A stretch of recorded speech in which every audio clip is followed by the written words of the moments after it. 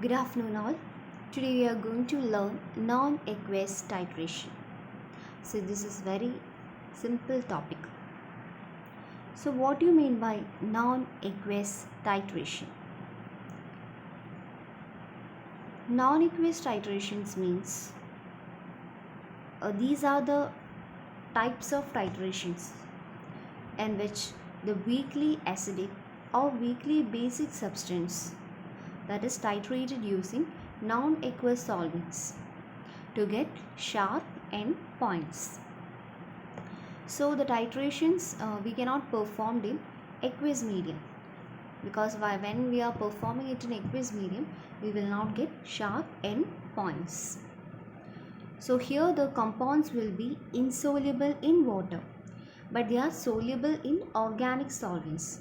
So these type of components we can titrate it using non-aqueous media or non-aqueous titrations. So mainly the basic principle of the non-aqueous titration is Bronsted-Lowry concept. See, we have already discussed about this theory, right? According to this theory, the acid is a protein donor and base is a protein acceptor. So when acid combining with base, we'll get protons. Likewise, when base combining with acid, we are getting protons. So acid means we will get conjugated base. Base means conjugated acid. So with the help of these reactions, we could make out it. So during non-aqueous titration, while we are using weaker acid, it is converted into stronger base. If you are using weaker base, they are converted into stronger base.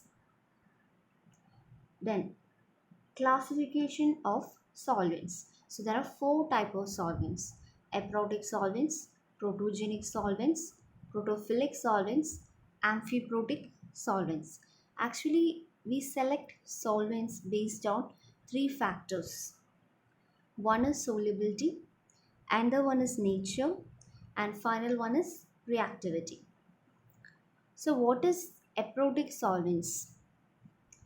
They are very important solvents in the titration and they are chemically inert also. They can act as a good catalyst. So these solvents can increase the rate of reaction. Likewise, they can decrease the rate of reaction also. So they can either acidic or basic. And they do not furnish protons.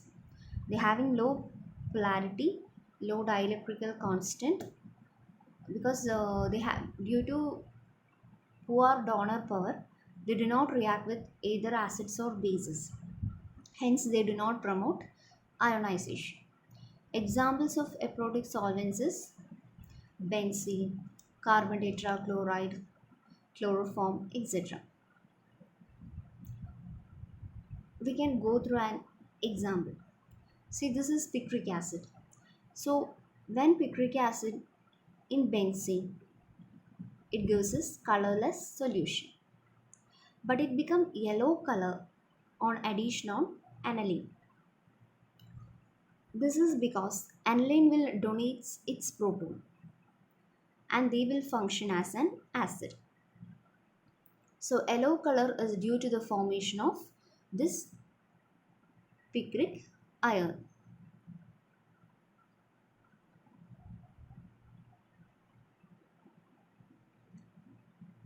Next is protogenic solvents. Protogenic solvent means they will yield protons and they are much stronger acids and weaker bases than water. Example: sulfuric acid, acetic acid, hydrochloric acid, etc. Next is protophilic solvents.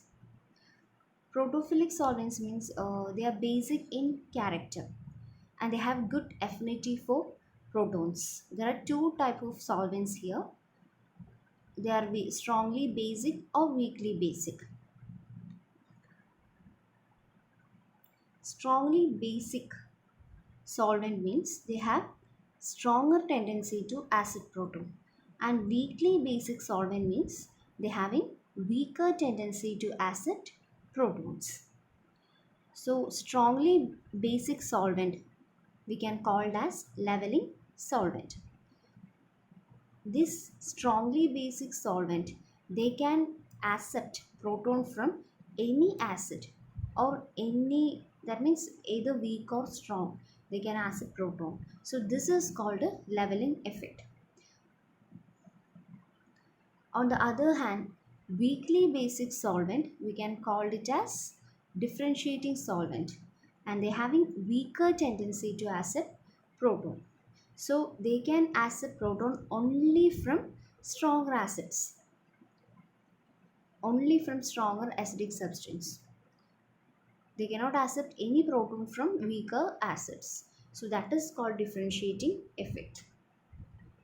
Mainly differentiating solvents are not useful in these type of titrations.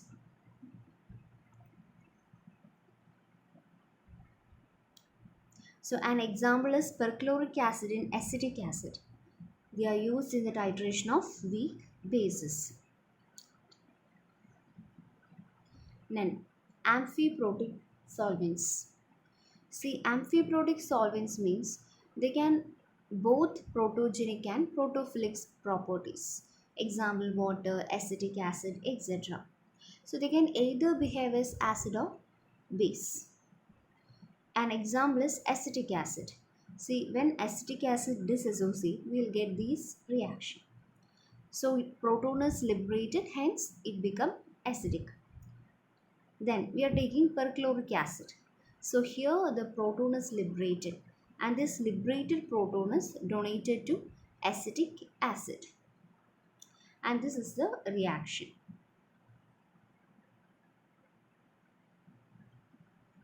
First of all, acetic acid will undergo dissociation and they will become acidic.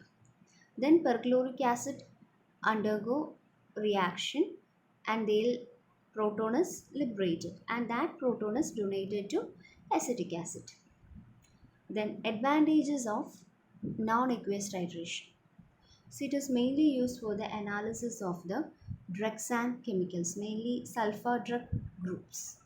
We are titrating with benzene methanol or DMF solution. So the two weakly acidic or two weakly basic substance can be titrated using non-aqueous titrations.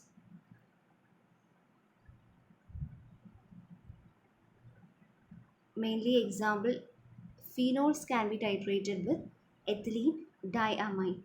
Likewise, amines, amino acids, then anions of weak acids, they can be titrated using glacial acetic acid solution using perchloric acid as a titrant. So non-aqueous titration means we can titrate weakly acidic as well as weakly basic solutions very easily to get sharp end points. So that's for today. Thank you.